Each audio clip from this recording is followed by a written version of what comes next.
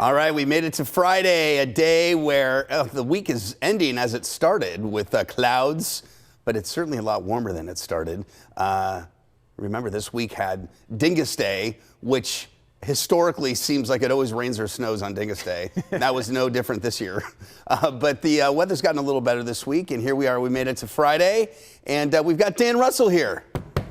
Thank you. Welcoming him to the weather show. Yeah, nice my first time here on Beyond the Forecast. It's a special place, let me tell you. Not everybody gets the invite. Yep. No, he's a part of the team. Of course he's here. Wanted to start off. Here it is. We're now into almost mid-April. The snow season is pretty much wrapping up, even though you can't rule out maybe, but our measurable snow is pretty much done. Yeah. How would you, let's disregard our forecast, because I think how would you assess this winter season here in Western New York? How was it? I like to boil it down to time periods. Yeah. And pretty much winter this year was December and January. Right. That was the two harshest months. Right. Where we had temperatures actually running below average, and we had above average snowfall. Right. Outside of that, February was cold, but we ended up with below average snowfall, and that carried into March. March had, 4 inches? Yeah. And what's weird about March is if you had told me March 1st, this is going to be the second wettest March on record, you would like, oh my gosh, we're going to have heaps of snow. Heavy wet snow and all that. Yeah, it was because we had quite a bit of warmth. We had that stretch of days, 5 or 6 days in early March? The first half of at least 60 degrees. Right. And then we finished up the month with another round of just unseasonably warm conditions. We had temperatures right back into 60s and 70s. So March overall was a very warm month. And so kind of goes to show you some of that rain. And as you look at the snow, like the ski country did well snow-wise. Yes. Colden got 190 inches.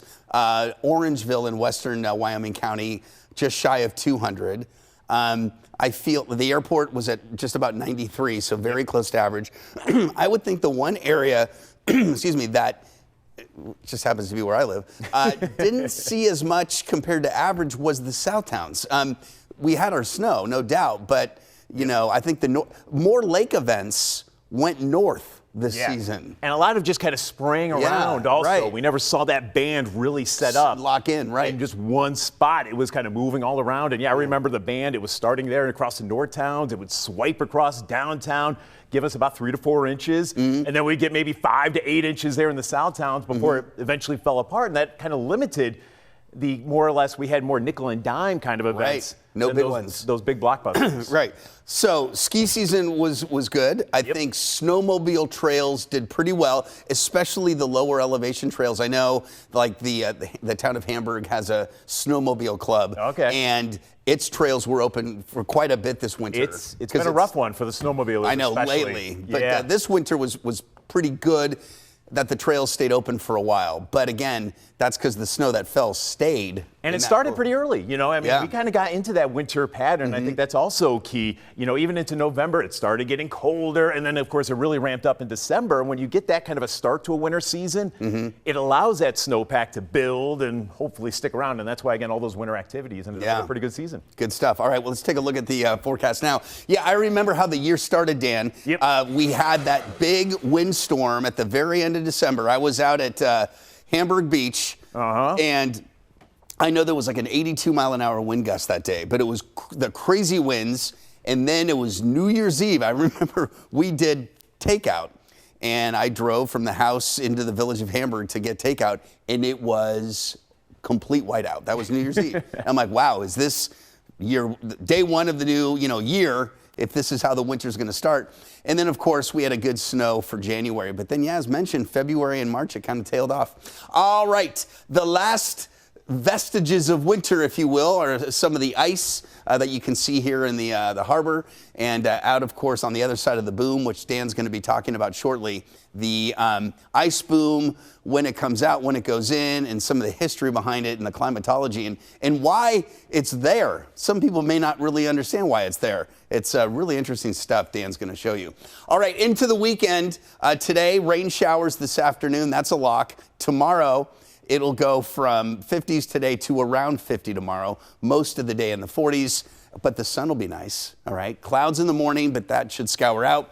Sunday, so I remember I came in Wednesday we always look at the forecast from the shift before, and Dan leaves his forecast for the 11, and I see that he's added a raindrop for Sunday, and I went, oh, what's going on here? So Never trust a warm front. That's words to live by. Never trust a warm front. And also, I also learned when I lived in the Midwest, never trust northwest flow. Because in the northwest flow, you get these fronts that you didn't see before. Anyway, bottom line is, I looked at the charts, and alas, there it was, a rain drop, a warm front coming through Sunday. It looks like in the morning to midday, maybe now into the afternoon, we are going to see some rain showers. Now, it's a warm front, so we're into the 60s, but there will be clouds on Sunday and some showers. Okay, so rain developing, cooler today compared to yesterday. Yesterday, we hit 71. Will be cooler today, mostly sunny tomorrow, and showers return on Sunday, but numbers in the mid-60s, and that's a trend that will continue certainly into next week as a much warmer weather pattern is setting up for next week. So there's the band of rain, and it's almost, well, it just started. It looks like in Lewiston, Niagara Falls, about to Grand Island, and it slowly will, it's moving at a pretty good clip, move into all of western New York early this afternoon. Now, does it move through quickly, or does it slow down with a little wave of low pressure on it that could keep the rain extended for a longer period of time? There was a time when that seemed to be the case. Now it appears that this band of showers wants to move through pretty quickly, and you'll see that with future look. And also, as you can see, there's not much behind it. A little bit of cold air, bringing some snow showers to Ottawa, but there won't be much cold air. It's going to get colder tonight. We will fall into the 30s, but there will be no post-frontal precipitation, if you will. And temperatures will be a little cooler tomorrow, but certainly not cold at all, okay? So let's put this in motion. Here's future look. There's the rain, 3:30, it's still raining, and it's pushing out of here. Then it's kind of pushed off to the east with perhaps a few scattered light showers this evening, but the bulk of the rain will fall between this afternoon and probably ending during the rush hour is how it looks. And then notice colder air comes in. There might be a cloud deck in the morning that will quickly scour out, and poof, we're into some sun on Saturday. It might be one of those days where in the shade it's a little cool because the temperatures will be in the 40s to around 50, but in the sunshine it'll feel great. All right, then on Sunday, beware the warm front. Here it comes. A cloud deck develops. Warm fronts usually have clouds that are up high initially, and that will eventually, the cloud deck will lower. We'll get some rain showers. It looks like midday, late morning into the afternoon, and then they'll push out of here fairly quickly so that Sunday afternoon or Sunday evening it does dry out. But yeah, it's kind of coming in on a Sunday, unfortunately. But again, that warm front not really replaced by a cold front. So we're going to stay on the warm side of things for the foreseeable future. And that means temperatures as the kids go back to school next week will certainly be warmer than this past week. We're going to see more 60s and 70s. Rainfall totals today, 1/10 to 2/10 of an inch, that kind of thing, should be about it. And high temperatures today will occur probably early afternoon and then begin to fall off from Buffalo to the Falls. But notice where the rain will get to the southern tier a little later, we're going to see temperatures here well into the 60s before cooling off tonight down into the 30s. And then for region by region, this is kind of a 4 o'clock snapshot. Notice places like Youngstown, Wilson in the 40s, 48 Newfane, but still 62 in Akron. That warmer air will slowly be getting replaced. Scattered showers in Buffalo, West Seneca, Clarence, Alden into the 60s, and southern parts of Erie County from Sardinia to Eden, Attica, you're getting into some of those rain showers. There's a smidge of instability for the southern tier, so you can't rule out a little rumble today, but it's a pretty low chance of that. Tomorrow, we're close to 50 degrees with that cooler air coming in, and it'll be a nice Saturday. Probably the better day of the weekend because Sunday does bring in the warmer numbers. We're into the 60s, but there will be some rain showers to contend with, as we showed you, probably the middle of the day into the early afternoon. But I mentioned the weather pattern flipping. Notice areas, the deeper the red, the better the chance of above normal temperatures. It doesn't really tell you how much above normal. It just tells you the chance of it going above normal. And I think that chance is pretty darn high, wouldn't you think? In fact, I think temperatures for some of the big cities next week will get quite warm. We're going to be warm here as well, or warmer. Average right now is in the low 50s. So being that we're in the 60s and 70s, we will be probably well above normal most of next week and the following weekend. So afternoon rain, 58 degrees with a light northwest breeze tonight. Colder, mostly cloudy, down into the 30s. And then for tomorrow, mostly sunny, 50, light winds, and a little bit of a northerly breeze. There's the long-range forecast, 60s on Sunday, Monday. So, Dan, you went, we're thinking low to mid-70s Tuesday. Yeah, that warm front is going to be sitting to our north, and even a little bit of humidity, I think, is going to be getting into the mix. So, wow, now we're talking. Feel. There we go. That's what we want. It's a sign of things getting warmer. And then notice Wednesday and Thursday, we're also into those warmer temperatures. Now, you do see a rain chance each and every day. These are not washouts. No washouts. But there will be shower chances, which has kind of been the theme of the spring. It's been a very wet spring here, so it looks like that may continue next week. Yeah, the overall pattern, warm and wet. The March and now here into April. Go. All right, so I love this stuff. There are certain things so unique to Western New York. Lots of things. One of them, who else has an ice boom? Raise your hand. Nobody. We do. What about the ice boom?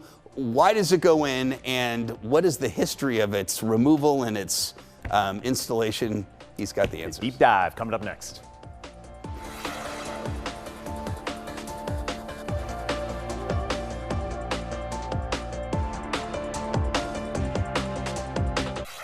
All right, welcome back, everyone. Here is what the ice boom removal process looks like. Well, this now looks like installation because there's no ice yet.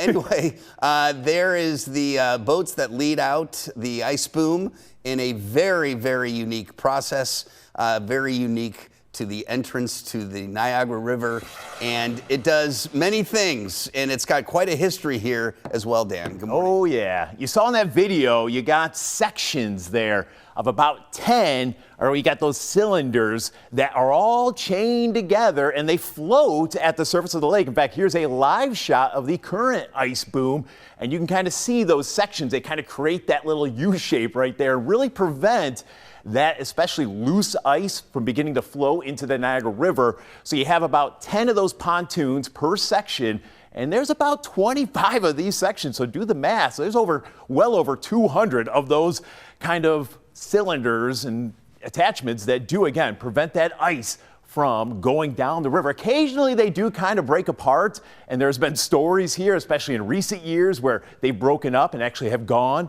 over Niagara Falls and then retrieved. So kind of some cool stuff there. Of course, they did announce a couple of days ago that they were going to begin the process of removing the ice boom. They have since delayed it a little bit, but they have at least thought about beginning that process of removing the ice boom. And why? Well, look at the warmth that we have seen. Of course, it was cold. Patrick and I were talking about how cold it was during the month of December, January, but March actually did end up with above average temperatures. Again, even over the last 3 weeks, we've only seen about 5 days where high temperatures were only in the 30s, only one day with temperatures only climbing up to freezing. So yeah, that ice has been melting, and it did so very quickly, especially during the month of March. Of course, you can see how quickly it did increase into the month of December with how cold it was, and then we were just solid, again, in that around 90 to 95% range for much of winter. And then as soon as we got into February, it began to decline, and then especially that really warm stretch there in early March, we went from ice coverage that was still up around 80% to just within a matter of a week, we went down to less than 20%, and now we still have ice out there, but it is now under 0.5% as of yesterday, about 0.4 of ice coverage, and it's all squished up to this northeastern corner here of Lake Erie. So we showed you that ice boom. Well, where is it exactly located? Again, right here at the entrance to the Niagara River, and again, you can see, again, where it attaches from the Canadian side right over to the break walls. And again, it prevents that ice from going up the river. For the most part, you still get some ice that whether it makes its way over the ice boom or there are some portions where it is open, where ice can still flow into the river. So you still get some ice. The reason, and many people actually don't understand or know why we actually do put this in. We started in the mid-1960s, and it all has to do with the Power Authority and those water stations that we have along the Niagara River up towards Niagara Falls. So what do we have here? This is up towards, here's Niagara Falls right here. This is where the Horseshoe Falls would be, the American Falls right behind the banner right there. Well, just upstream from the falls, you have two areas. Right here on the American side, this is where water, this is what we call the water intake. That's where water is actually flowing into underground channels and canals. For the Canadian side, those water intakes are located right here. Where does that water end up? Well, it goes to those canals and channels and ends up in these reservoirs up towards the escarpment. Here's Lewiston, there's the escarpment. And again, so that water flows to those canals, channels, it gets into the reservoirs, and it's this water in the reservoirs that ultimately does power the power stations here and does provide electricity. And they've actually been able to measure how much ice we see on the lake and how much potentially energy or how much less energy that we end up seeing because of that ice potentially blocking that water from leading to these reservoirs. So that ice boom, yeah, it is important. There's a big reason why we do put it in. Again, it started in the mid-1960s. The average date that it does get installed, roughly around mid-December, December 16th. Its average removal date, and you can kind of see we're running a little bit behind schedule now, March 27th. Now, the earliest the ice boom has ever been put in, a lot of times if you get a big cold fall and that ice begins to expand very quickly, they will put the ice boom in earlier than December 16th. And check this out, more than a month ahead of schedule there. In 1966, it began the process. November 8th, as far as the latest, the ice boom. And again, this is the start of the process of it coming out because it does take several days and sometimes even a couple of weeks. But May 3rd, 1971 was the latest the ice boom at least began to get taken out. I was actually talking with Patrick a little bit ago, and it was that February of 2015. Remember that month where we didn't even get above freezing the entire month? It was actually the coldest month in recorded history here in Buffalo. Well, you can imagine what it did for the ice coverage there out on the lake.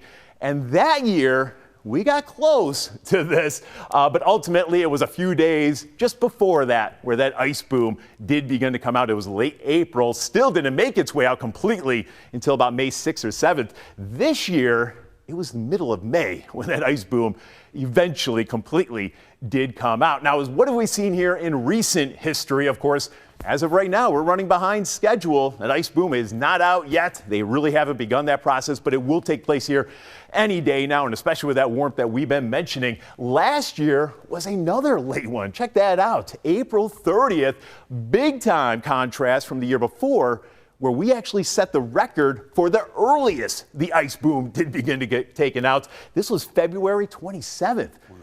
So if you remember that winter, that was the winter where we had that big epic event in January. We had to move some of the Buffalo Bills game. We had to move the Buffalo Bills playoff game there.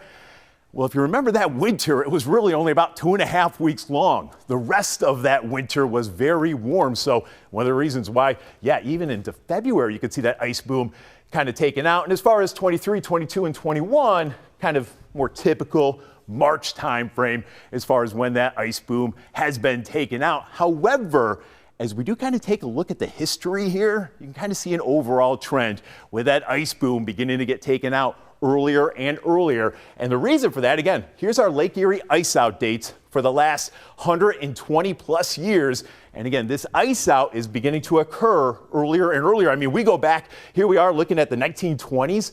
We sometimes didn't see that ice out until the second half of May. And check this date out. We got a couple of days even past May 30th where we iced out during the 30s and 40s.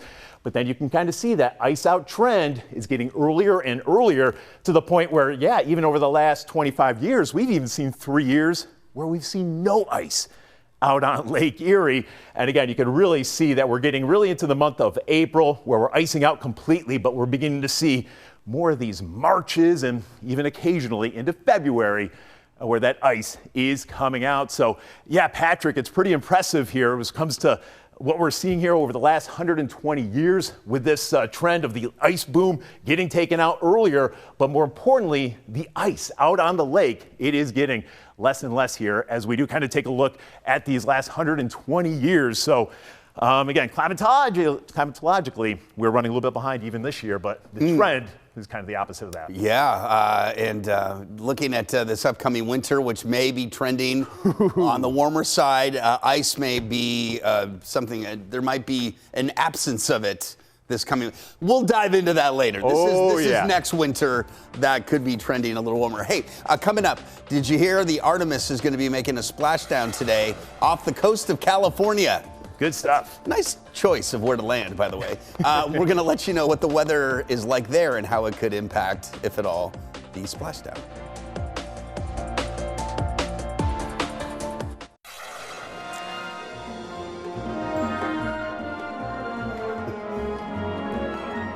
There is a live, I just love just looking at this. Right? This is a live shot of the Artemis spacecraft leaving the moon behind, heading back to Earth, starting its descent into the atmosphere and making splashdown at 5:31 Pacific time, 8:31 our time. So that's in about 8 hours or so. Yep. And it's interesting, they've chosen, or I don't know if they do you want to land off the Jersey Shore? Heck no. We want to go to Southern California because we can, maybe enjoy the scenes. But here is, by the way, Los Angeles, San Diego, and this is a current look at the satellite view.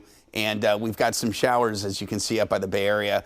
A deep marine layer here near the I see that. Channel Islands. What time does that usually burn off? It depends on the year. Okay, I'm sorry, depends on the time of year. In the summertime, it's usually just kind of an early morning, late afternoon thing. Yeah. But in the spring, you can get these pushes of marine air. They call it the June gloom in Southern California, where the marine air can just sit for days and days. Yep. But this is the forecast location of the splashdown. Let's see if I can get it to move here. Why is it not moving? Yep, about right here, right off the coast. There it is. And there it is. And this is a look at the forecast for the low clouds look like they're going to break apart. The weather looks pretty good. Yeah, I saw wave heights 3 to 4 feet, so you got problem. calm winds, and there really shouldn't be any issue. In fact, most of the ships are already out there. They're waiting. Just kind of waiting. So are they going to be able to? They'll have a live view of the thing descending over the parachute. GPS and all that, so they'll be right there within moments. That's going to be so cool. Yep. So cool. Anyway, that'll be on NBC and of course on WGRZ Plus tonight at 8 o'clock.